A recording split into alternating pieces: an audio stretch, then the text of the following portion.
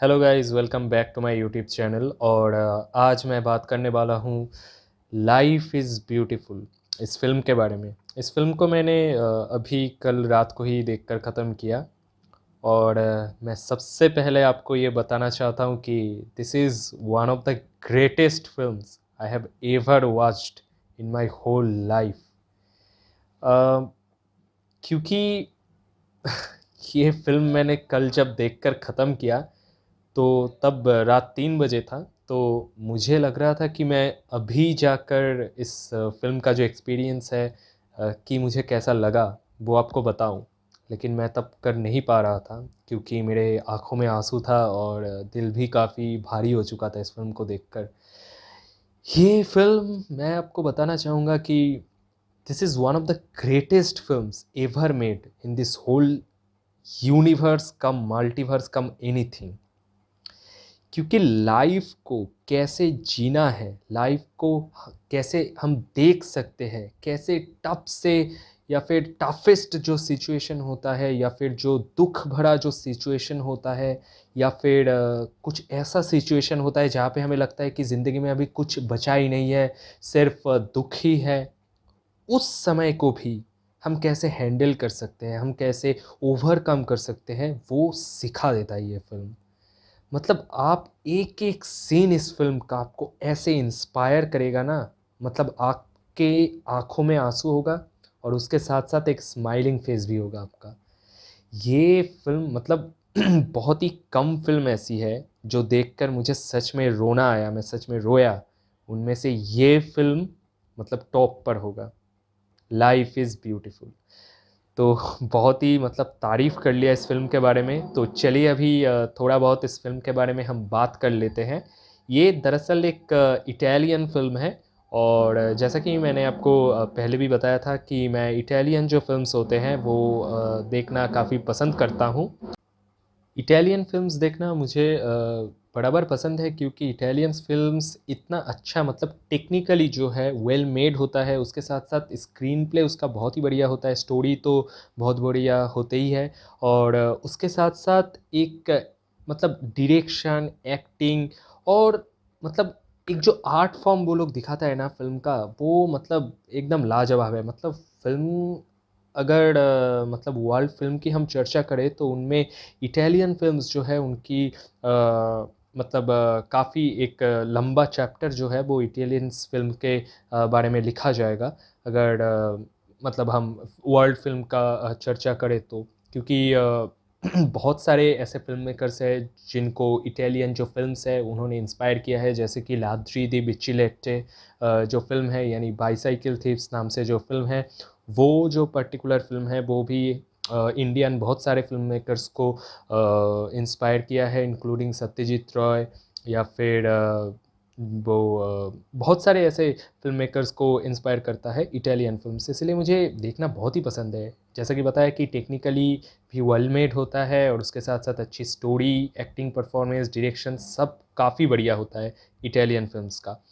तो मैं बस इस फ़िल्म के बारे में तारीफ़ ही कर रहा हूँ क्योंकि ये फ़िल्म है ही ऐसा, ये लाइफ़ इज़ ब्यूटीफुल जो फ़िल्म है। तो चलिए फ्रेंड्स थोड़ा बहुत इस फ़िल्म के स्टोरी के बारे में हम बात कर लेते हैं। सबसे पहले हम आते हैं इसके टाइटल पे कि लाइफ़ इज़ ब्यूटीफुल। इसका मतलब क्या होता है? जीवन काफ़ी सुंदर है, बहुत सुंदर है।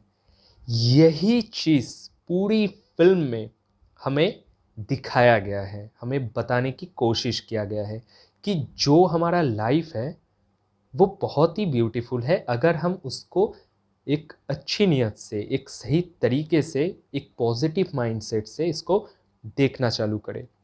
तो ये फ़िल्म दर्शाया गया है जो मेन कैरेक्टर है वो रॉबर्टो बेनिग्नी हैं। उनका जो पात्र यहाँ पे दिखाया गया है ये एक बहुत ही मतलब खुश मिजाज, एक बहुत ही लाइट माइंडेड, एक बहुत ही ऐसा एक पात्र है जो कि मतलब हमेशा खुश रहता है, ऐसा दिखाया गया है। सबके साथ हँसी मज़ाक करके बस वो लाइफ़ को फुल्ली एन्जॉय करना, फुल्ली लीव करना चाहता है। तो ऐसा एक पात्र दिखाया गया है। और वो इटली का एक जो शहर है वहाँ पे आता है गाँव से। वहाँ पे आके वो कैसे मतलब एक्साइटेड होता है, पहली बार वो शहर में आया है उसका एक दोस्त के साथ। वो दोनों आके यहाँ पे एक उनका अंकल होता है उसके मतलब पास जाके वो एक नौकरी के लिए अप्लाई करता है, उनको नौकरी मिलता है, वो एक वेटर का होता है। तो वेटर का जो नौकरी होता है एक होटल पे उनको मिलता है। तो उस होटल पे मतलब कस्टमर्स उसके बिहेवियर से, उसका इतना हल्का, इतना फ्रेंडली जो बिहेवियर है उससे काफ़ी इम्प्रेस हो जाता है। और वो होटल का भी काफ़ी नाम होता है, जो कि हालांकि मतलब उसके कारण ही हुआ है, क्योंकि वो इतना कस्टमर्स के साथ घुल मिल जाता है। उसके साथ साथ उसका मतलब क्विक डिसीजन मेकिंग जो है वो भी दिखाया गया है। जैसे कि एक कस्टमर जो है वो मतलब पहेलियों में बहुत ही ज़्यादा इंटरेस्ट रखते हैं। वो एक डॉक्टर है, वो पात्र दिखाया गया है। तो वो एक दिन कहता है कि वो एक जो पहेली है वो लेकर थोड़ा उलझा हुआ है, और वो हमारा जो मेन कैरेक्टर है जो रॉबर्टो बेनिग्नी का है, वो उस पहेली को सॉल्व भी कर देता है। तो वो डॉक्टर जो कैरेक्टर है वो बहुत ही इम्प्रेस्ड होता है उससे। और वो पात्र तब कहता है कि उसे भूख नहीं है। तो हमारा जो रॉबर्टो बेनिग्नी का जो किरदार है वो उस खाने को लेकर एक दूसरा जो पात्र अभी आया है वो शायद एक मेयर था किसी सिटी का, उसको दे देता है। बहुत ही इंटेलिजेंट तरीके से देता है। अगर आप फिल्म देखे हैं तो आपको ज़रूर मालूम होगा। तो ये चीज़ दिखाता है कि वो कितना होशियारी से, कितना पॉजिटिव माइंडसेट से अपने मतलब आसपास के माहौल को कितना एनर्जेटिक, कितना पॉजिटिविटी फैलाता है वो। तो ऐसा ही दिखाया गया है। उसके साथ साथ जो उसका लव इंटरेस्ट दिखाया गया है, वो लड़की भी मतलब देखने में भी वो बहुत ही बढ़िया था। मतलब आपको देखकर आप मतलब शुरू से इस कैरेक्टर मतलब इस फिल्म के जो भी कैरेक्टर्स हैं उन सब के साथ आप घुल मिल जाते हैं, उन सब के साथ आप जुड़ पाते हैं। जो मेन कैरेक्टर हमारा है रॉबर्टो बेनिग्नी का, उसका तो साथ आप जुड़ पाते ही है। और ये जो फ़िल्म को दिखाया गया है ना, इसको देख के को लगेगा कि आप ही वो कैरेक्टर है। और ये एक ड्रीम है। हम जब ड्रीम पे होते हैं ना, सब कुछ अच्छा है, सब कुछ पॉजिटिव हमको लगता है। सेम चीज़ आपको ये यहीं पर भी मतलब फ़ील आएगा, एक फीलिंग आएगा। तो जो महिला का कैरेक्टर है उस मतलब उसका जो लव इंटरेस्ट दिखाया गया है, पहले तो मतलब थोड़ा उससे बात करना, उसको छुप कर देखना, या फिर उसके पास जाना, उसको बहुत ही अलग-अलग तरीके से उसको इम्प्रेस करना, ये सब ना आपका मतलब दिल को छू जाएगा। ये चीज़ जो भी दिखाया गया है उस लड़की के साथ, वो करने की कोशिश करता है उसकी दिल जीतने के लिए।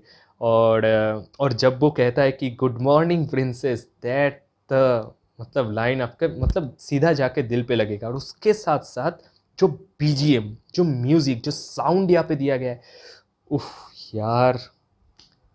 मैं मतलब ये फ़िल्म ना, इसके बारे में चर्चा नहीं किया जा सकता। ये बस एक एक्सपीरियंस है।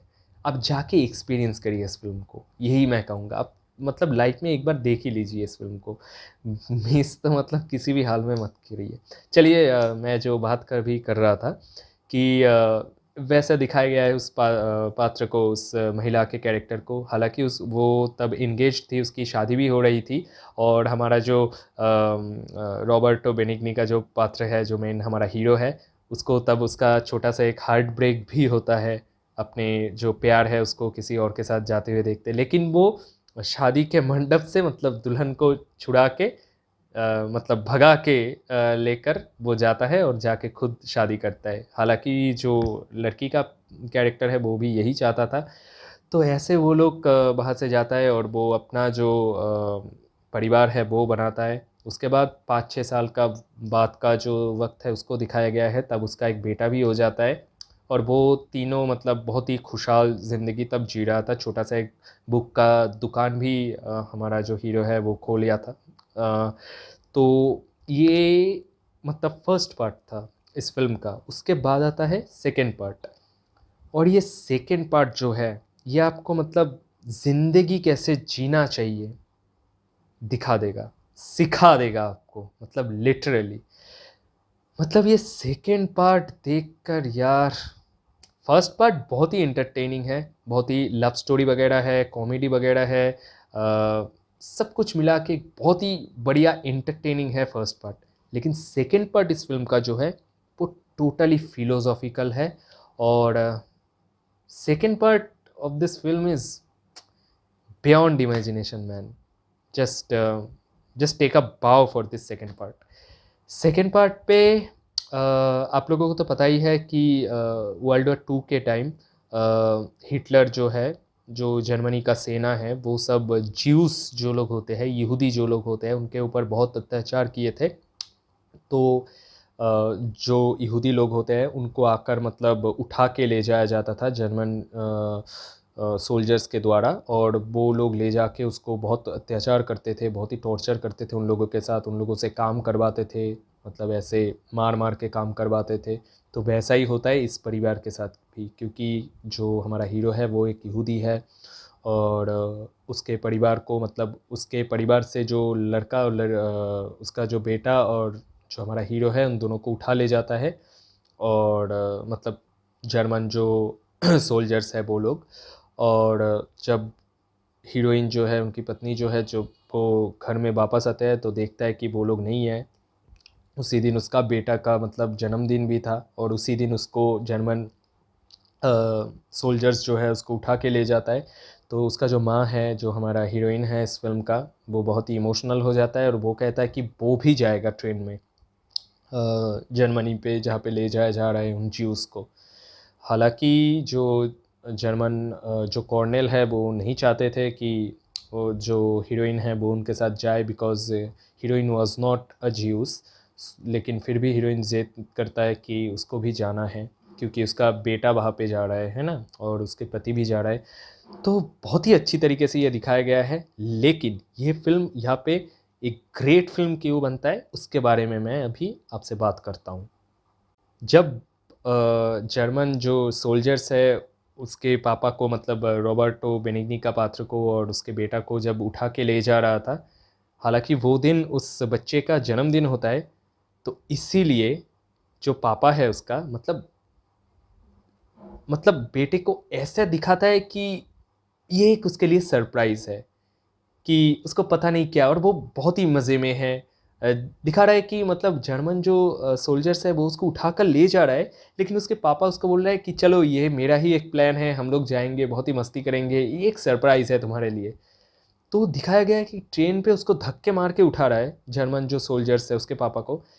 लेकिन वो रॉबर्टो बेनिग्नी का जो हमारा हीरो है, वो उसको उसके बच्चे को ये दिखा रहा है कि मतलब वो कितना खुशी से अपने खुद से ट्रेन पे उठने की कोशिश कर रहा है, कि उसको मतलब धक्का देकर ट्रेन पे तो उठा रहा है, और वो बदले में उस जर्मन जो सैनिक है उसको थैंक यू बोल रहा है, कि थैंक यू, क्योंकि वो ऐसा दिखा रहा है उस बच्चे को कि ये पूरा एक खेल है, जो कि उसके बर्थडे पे उसके पापा ने ही प्रेजेंट किया है उसके लिए, एक ऑर्गेनाइज किया है।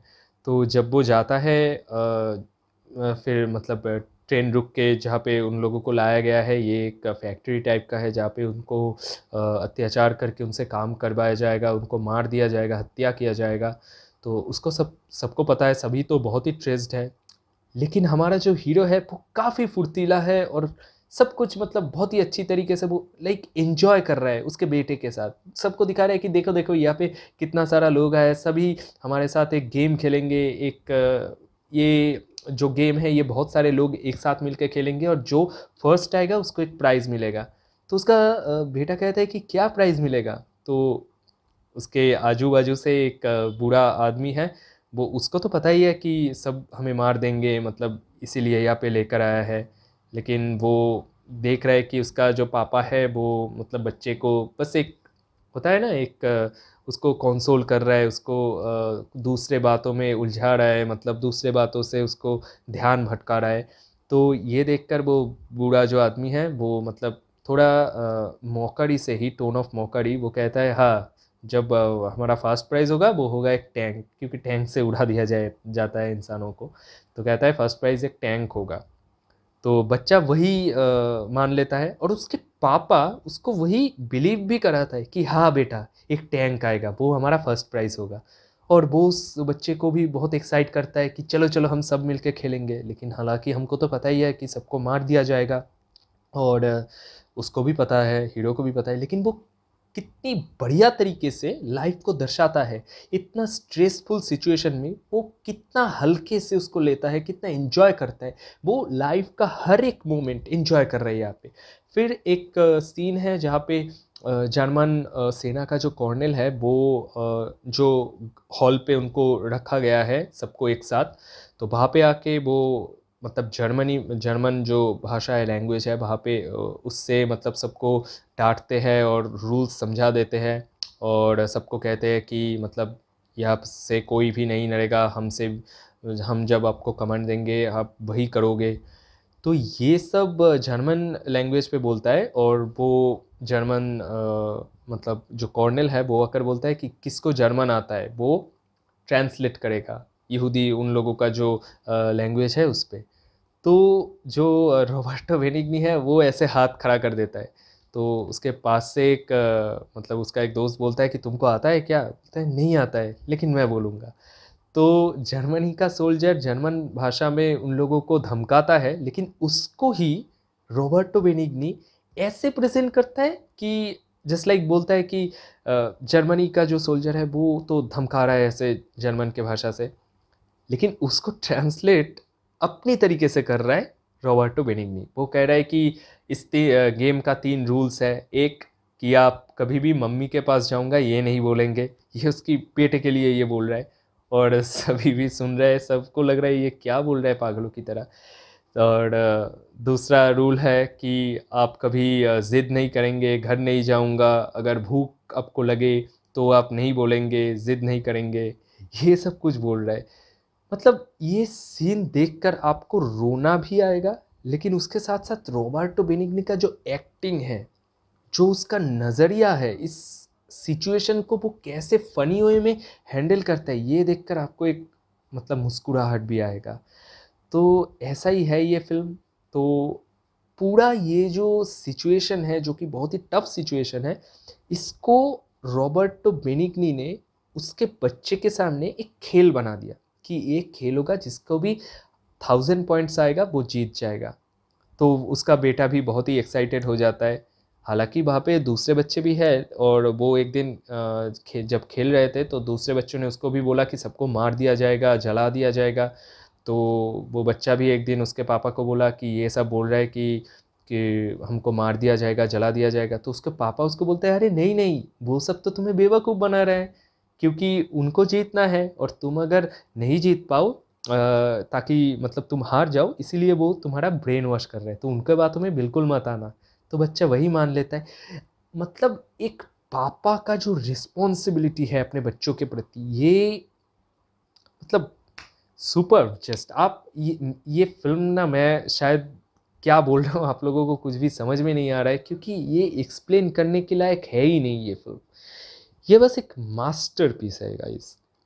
तो ऐसा ही होता है और फिर बाद में जाके जो मतलब कुछ महिलाओं को, कुछ आदमियों को और कुछ बच्चे को मार भी दिया जाता है। तो जो उसका जो माँ है वो भी वहाँ पे बंदी हुई है, तो वो भी बहुत ही घबरा जाती है और वो उसको मतलब पता भी नहीं कि उसकी बच्चा और उसका हस्बैंड ज़िंदा भी है या नहीं। तो ऐसे ही एक दिन जब मतलब उन लोगों से काम करवा रहा था, तो वो बच्चा और उसके पापा जो रॉबर्टो बेनिग्नी है, वो दोनों मतलब छुप के भाग के आके वो जहाँ पे माइक रखा है जिस घर पे, वहाँ पर जाके रॉबर्टो बेनिग्नी उस माइक से बोलता है, मतलब जिस माइक से अनाउंस किया जाता है उस माइक पे वो बोलता है कि गुड मॉर्निंग प्रिंसेस, जो वो अपनी वाइफ को कहता है प्रिंसेस हमेशा। तो ये सुनकर मतलब वो एक स्ट्रेसफुल सिचुएशन पे जब वो गुड मॉर्निंग प्रिंसेस बोलता है, मतलब एक हवा का झोंका लाइक ऑडियंस के, मतलब हम जो देख रहे हैं हमको भी लगता है और जो उसकी पत्नी है, जो बाकी का जो टॉर्चर्ड लोग हैं उनको भी लगता है। मतलब एक अलग ही लेवल का एक फ़िल्म है यार। और ऐसे ही एक दिन उस कैंप पे वो जो डॉक्टर जिसके बारे में मैं बताया था कि होटल पे आया था, उसको पज़ल सॉल्व करने पे हेल्प किया था रॉबर्टो बेनिग्नी ने, वो भी आता है और उसको देखकर मतलब शॉक्ड हो जाता है कि वो एक जर्मन डॉक्टर है और जो उनके कैंप पे आया है। तो वो सोचता है कि शायद वो हमारा हेल्प करेगा, और दिखाता है कि डॉक्टर हेल्प भी करना चाहते हैं, क्योंकि जिन लोगों का मतलब डिफेक्टिव था शरीर में कुछ, उन लोगों को मार दिया जा रहा था। तो डॉक्टर चेक कर रहा था, तो डॉक्टर उस रॉबर्टो बेनिग्नी को देख के उसको कह रहा था कि इसको छोड़ दो। तो हमको ये लगता है कि अभी बचाएगा ये डॉक्टर, हमारे जो कैरेक्टर है, हमारे जो मेन पात्र है, उनका पूरा परिवार है, इसको बचाएगा। लेकिन बाद में जाकर हमको पता चलता है कि उसको बचाया था क्योंकि एक और पज़ल जो है उस डॉक्टर के फ्रेंड ने उसको दिया था, वो उसको सॉल्व नहीं कर पा रहा था, तो ये उससे कराने के लिए वो उसका मदद मांगना चाहता था। मतलब लिटरली हमको लगता है कि अभी ये डॉक्टर हेल्प करेगा हमारे जो मुख्य पात्र है, हमारे जो रॉबर्टो बेनिग्नी का परिवार है उसको। लेकिन बाद में जाकर डॉक्टर उससे हेल्प मांग रहा है एक छोटी सी चीज़ के लिए, एक पज़ल को सॉल्व करने के लिए, और यहाँ पे लोगों की जान जा रही है। ये देखकर ना मतलब लग रहा था कि इस डॉक्टर को जाके एक स्लैप मार दूं मैं। यहाँ पे लोग मर रहे हैं और वो अपना पज़ल सॉल्व कर रहे हैं। और फिर रॉबर्टो बेनिग्नी भी समझ जाता है कि अब उसको खुद ही को अपना जो हेल्प है वो करना पड़ेगा, आत्मनिर्भर बनना पड़ेगा। तो फिर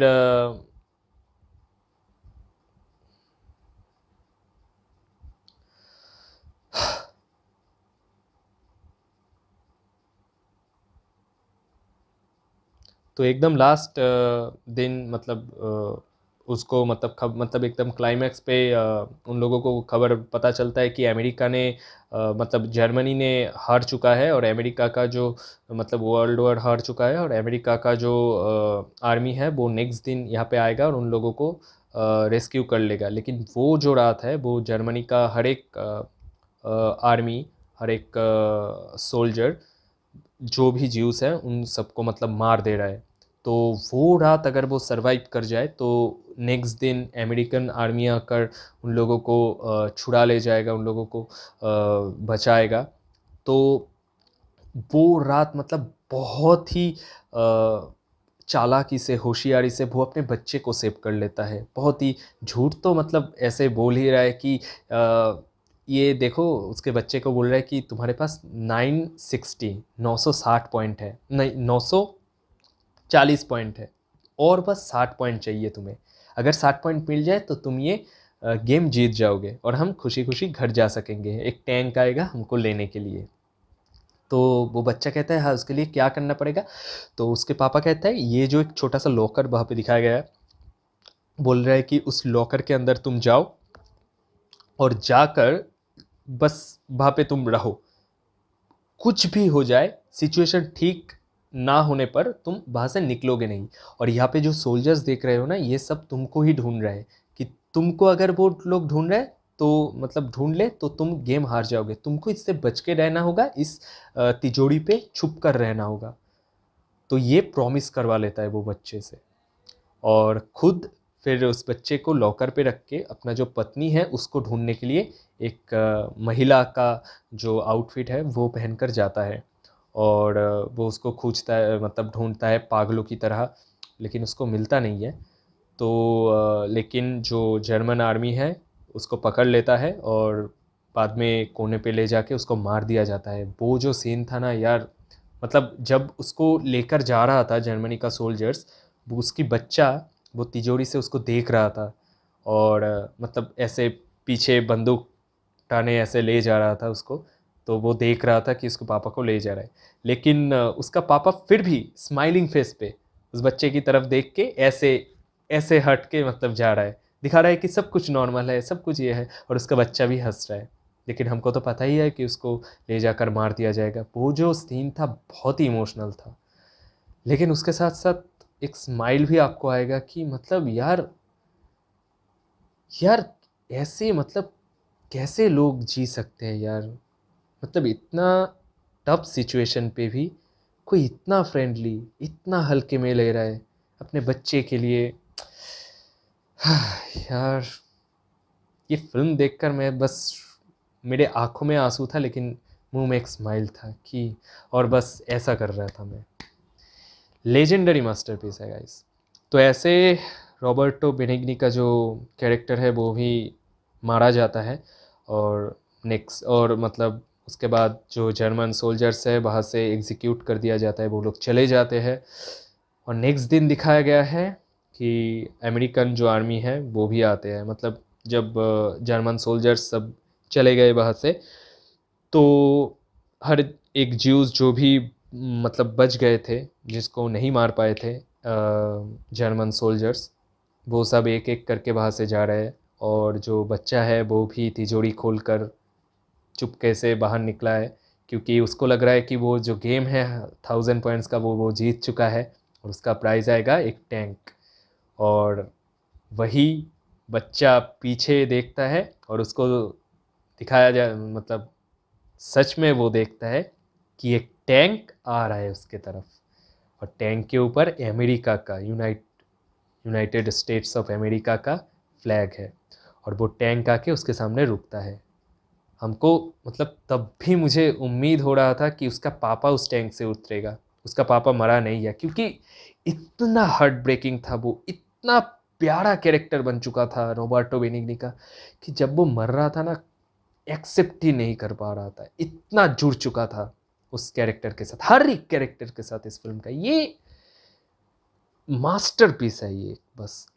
तो जब वो टैंक, मुझे तो लग रहा था कि उसके शायद उसका पापा वहाँ से उठेगा, लेकिन उसका पापा नहीं उठता है, एक अमेरिकन सोल्जर उठता है। और वो उस बच्चे को कहता है, बेटा तुम्हारा नाम क्या है, इधर आओ मेरे साथ, ऐसे ये बोल के वो उठा लेता है उस टैंक पर उस बच्चे को, और उस पर उसको बिठाता है और उसको एग्जीक्यूट करके उसको मतलब बचा के एस्केप करके ले जाता है सेफ जगह पे। और जब सेफ जगह पे उसको लिया जाया, मतलब लेकर गया, तो वहाँ पर उसका मम्मी भी था। और बच्चा उसके मम्मी को देखकर ऐसे हक कर लेता है और कहता है, माँ मैं जीत गया। तो सच में वो जीत ही गया, उसका फर्स्ट प्राइज़ एक टैंक ही था। लेकिन बच्चे को लगा वो एक गेम जीत गया, लेकिन उसके पापा ने उसको लाइफ का जो वार का गेम चल रहा था वो जिता दिया। और वो बच्चा मतलब बड़ा होकर नरेशन जो है वहाँ पे बोल रहा है कि ऐसे ही मेरे पापा ने मुझे बचाया, ये जो मतलब ज़िंदगी है, मेरा लाइफ है, ये उन्हीं का देन है। तो यहीं पर फिल्म ख़त्म हो जाता है। और उसके साथ साथ ये फिल्म जो भी सिखाता है ना, ये अलग ही फ़िलोसॉफ़ी है इसका। एक लाइफ़ को कैसे देखा जाना चाहिए, लाइफ़ को कैसे जीना चाहिए, सब कुछ दिखाता है। कि कितना भी टफ सिचुएशन क्यों ना हो, हम उसको एक हल्के वे में, एक स्पोर्टिंग वे में, एक पॉजिटिव माइंडसेट से उसको हम देख सकते हैं। ये फ़िल्म एक क्लास है यार, जीवन को कैसे जीना चाहिए इसका एक क्लास है। ये फ़िल्म आप किसी भी हालत में मिस मत करना, कहीं से भी हो इसको देख लेना। और रॉबर्टो बेनिग्नी का जो परफॉर्मेंस है, one of the greatest performance I have ever seen. मतलब इतना, मतलब इतना प्राणोबंत, इतना लाइफफुल, फुल ऑफ लाइफ एक कैरेक्टर कैसे हो सकता है यार। उफ। तो ये कैरेक्टर ना, आप प्यार कर लेंगे इस कैरेक्टर से। और हर एक कैरेक्टर, बच्चे का कैरेक्टर भी, व्हाट अ एक्टिंग मैन उस बच्चे ने भी किया यार। तो मैं बाद में चेक भी कर रहा था, इस फिल्म को ऑस्कर में 1999 का जो ऑस्कर था वहाँ पे उसको बेस्ट फॉरेन लैंग्वेज फिल्म का ऑस्कर मिला है। उसके साथ साथ रॉबर्टो बेनिग्नी का बेस्ट एक्टर का ऑस्कर मिला है। ये फिल्म को बेस्ट स्क्रीन प्ले का ऑस्कर मिला है, बेस्ट डायरेक्टर का ऑस्कर मिला है रॉबर्टो बेनिग्नी को। और बेस्ट साउंड, साउंड की बात मैं करना भूल गया, बीजीएम साउंड इस फिल्म का मास्टरपीस है। ये जो साउंड जब मतलब आएगा ना, आपका मतलब रोंगटे खड़े हो जाएंगे, आपको गूज़बम्प्स आएगा। ऐसा सिचुएशन पे ऐसा साउंड, ऐसा म्यूज़िक इन्होंने डाला है। ऑस्कर भी उनको मिला है। तो ये आप लोग मतलब जो यूट्यूब में आप लोग सर्च कर लेना, ऑस्कर जब मिलता है इस फिल्म को, आप देखना कि रॉबर्टो बेनिग्नी कितना चीयरफुल होके जाके वो ऑस्कर को कलेक्ट करता है। मतलब मुझे लग रहा है कि वो असली ज़िंदगी में भी जैसा है, इस फिल्म पे भी वैसा ही कैरेक्टर मतलब परफॉर्म किया है उन्होंने। तो मतलब दिल जीत लिया यार इस फिल्म ने। इस फ़िल्म को मैं अगर रेटिंग की बात की जाए तो इसको 10 में से मैं देना चाहूँगा 8.7 8.7 देना चाहूँगा इस फ़िल्म को। One of the greatest films I have ever watched. ये फ़िल्म आप किसी भी हालत में मिस मत कीजिए। ये फ़िल्म आपको लाइफ कैसे जीना चाहिए ये सिखा देगा। और आप ट्रेलर भी देख लीजिए थोड़ा यूट्यूब पे। बस एक मैं कुछ बता नहीं सकूँगा, आप बस जाइए इस फ़िल्म को देखिए, किसी भी हालत में इस फ़िल्म को देख लीजिए। लाइफ इज़ ब्यूटीफुल इस फ़िल्म का नाम है। इसको देखकर आपको लगेगा, मैं गारंटी दे रहा हूँ, ये देखकर अगर आपके आँख से आँसू ना निकले तो आप आके मुझे बोलना। मैं भी जब देख रहा था, मैं बस, मेरे आँख में आँसू था और मुँह में एक बस स्माइल था कि ऐसे जीना चाहिए लाइफ। मास्टरपीस। तो चलिए गाइस, आज के लिए बस इतना ही। मिलते हैं नेक्स्ट वीडियो पे। अगर ये वीडियो आपको पसंद आए तो इसको लाइक ज़रूर कर देना, और ऐसे ही वीडियोस देखने के लिए आप इस चैनल को सब्सक्राइब भी कर सकते हैं। तो चलिए फ्रेंड्स, मिलते हैं नेक्स्ट वीडियो पे। तब तक के लिए बाय एंड टेक केयर।